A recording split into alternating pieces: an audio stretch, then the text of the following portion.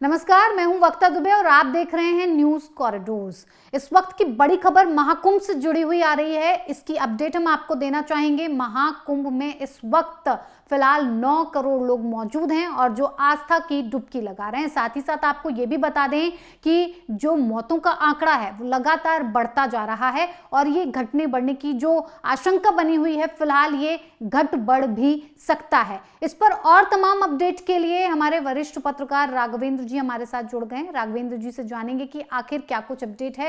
राघवेंद्र जी, आपसे जानना चाहेंगे कि महाकुंभ में फिलहाल क्या कुछ स्थिति बनी हुई है, जो घायल हैं, जो श्रद्धालु हैं, उनको लेकर क्या कुछ किया जा रहा है, साथ ही साथ जो मृतक परिजन है उनको लेकर सरकार किस तरह के इंतजामात करती नजर आ रही है। देखिए, यकीनन हादसा बड़ी चिंता की बात है। हालांकि सरकार ने बंदोबस्त अच्छे किए थे और इतना बड़ा दिव्य और भव्य आयोजन, और उसमें बहुत ही मुस्तैदी के साथ पुलिस प्रशासन लगा हुआ है और जो तमाम लोग इंतज़ाम में लगे हुए हैं उनकी तरफ से लगातार अपील की जा रही थी। रात से ही अपील की जा रही थी। संभावित भीड़ को देखते हुए पुलिस लगातार अपील कर रही थी, लेकिन अफवाह किसने पहली बार उड़ाई वहाँ पर, और अफवाह की जद में जो लोग आए हैं उनके पीछे किसका हाथ है, ये एक जांच का विषय है। हालांकि हादसा बुरा हुआ, कई लोगों की जान गई और कई तमाम लोग उसमें घायल हुए हैं। दूसरी बात मैं ये जिक्र करना चाहूँगा कि हादसे के बाद एक खबर ये भी आई थी कि शायद आज अमृत स्नान नहीं होगा, लेकिन अमृत स्नान हुआ और उसमें 13 अखाड़े, जिसमें जूना अखाड़ा, निर्मोही अखाड़ा, पंचाग्नि अखाड़ा और बहुत सारे अखाड़े, यानी 13 अखाड़ों ने शिरकत की है और उन सब का स्नान चल रहा है। तो ये एक अपडेट है अभी।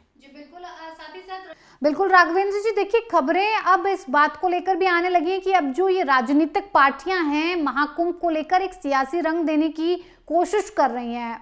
कहा जा रहा है कि महाकुंभ में जो स्थिति पैदा हुई, जिस तरह की परिस्थिति बनी, वो बद इंतजामी थी। राहुल गांधी कह रहे हैं कि बद इंतजामी थी। साथ ही साथ अगर बात सपा के अखिलेश यादव की करें तो वो अब ये कह रहे हैं कि जो महाकुंभ है, जो श्रद्धालु हैं, अब उन्हें सेना के हवाले कर देना चाहिए। देखिए, दुर्भाग्यजनक है, और जब भी कोई हादसा होता है, कोई बड़ी घटना होती है, उस पर सियासत शुरू हो जाती है। सवाल उठाना बड़ा आसान होता है। जैसा मैंने पहले कहा कि सरकार की तरफ से कहीं कोई चूक नहीं की गई इंतजामात में, लेकिन मैं भी देख रहा हूं कि राहुल गांधी हों, चाहे वो अखिलेश यादव हों, चाहे मायावती हों, मल्लिकार्जुन खड़गे और तमाम नेताओं ने बंदोबस्त पर सवाल उठाए हैं, हादसे पर सवाल उठाए हैं। हालांकि ये जो आयोजन है उसमें सबकी भागीदारी होनी चाहिए। एक बड़ा धार्मिक आयोजन है और न सिर्फ सरकार की आलोचना होनी चाहिए बल्कि बचना चाहिए, हर किसी को बचना चाहिए। जहाँ तक सेना की बात है, प्रेमानंद गिरी महाराज ने भी अपने एक बयान में कहा था कि सेना के हवाले सारे इंतजाम कर दिए जाएं। लेकिन दुर्भाग्यजनक है जिस तरह की राजनीति शुरू हुई है। विपक्ष को लगता है कि हमला करने का मौका मिल गया, जबकि ऐसे बड़े आयोजन में सबकी सहभागिता हो और जनता भी समझदारी से पेश आए। अगर कोई अफवाह है तो उसकी इज्जत में नहीं आना चाहिए, उस पर यकीन नहीं करना चाहिए। सरकार के तमाम लोग वहां तैनात हैं, बड़ी संख्या में पुलिस बल और तमाम आला अधिकारी मौके पर हैं। 24 घंटे वो कैंप कर रहे हैं। तो इंतजामात जिस तरह के हैं, जो लोग जा रहे हैं श्रद्धालु नहाने के लिए प्रयाग, उनको कोऑपरेट करना चाहिए, शांति और समझदारी से शिरकत करनी चाहिए और यही उम्मीद की जानी चाहिए कि नेताओं को राजनीतिक बयानबाजी से ऐसे मौके पर बचना चाहिए। जी बिल्कुल राघवेंद्र जी, देखिए कहा यह भी जा रहा है कि हादसे की जगह पर संगम तट पर 70 से ज्यादा एम्बुलेंस पहुंची हैं, जो श्रद्धालुओं को, घायलों को अस्पताल पहुंचा रही हैं और उन्हें अस्पताल पहुंचाया भी जा चुका है और उनका जो इलाज है, जो उपचार है, वो पूरी तरह से किया जा रहा है। लेकिन साथ ही साथ ये भी कहा जा रहा है कि संगम तट का जो नोज है, संगम नोज है जिसे कहते हैं, जहां पर ज्यादातर श्रद्धालु स्नान करना चाह रहे हैं, वहां पर एंट्री पूरी तरह से बंद कर दी गई है। तो क्या लगता है एक बार फिर से जिस तरह की व्यवस्थाएं सुचारू रूप से चलती रहें, जो इंतजामात किए गए थे, क्या एक बार फिर से उन्हीं इंतजामात को दोबारा से किया जा सकेगा?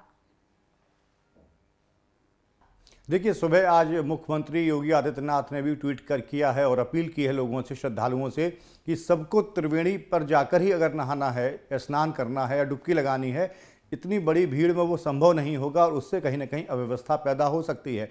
इसलिए जितने भी घाट बनाए गए हैं, एक तरह से पूरा जो कुंभ क्षेत्र है बराबर का पुण्य मिलता है। आप कहीं भी डुबकी लगाइए तो जहाँ नज़दीक का जो भी घाट है वहाँ पर जनता जाए, स्नान करे, डुबकी लगाए। अगर एक ही जगह पर सब नहाना चाहेंगे, स्नान करना चाहेंगे तो यकीनन अव्यवस्था पैदा होगी। मुख्यमंत्री ने अपील की है, प्रशासन भी मुस्तैद है, प्रशासन की भी कोशिश है कि भीड़ को व्यवस्थित तरीके से मैनेज किया जाए।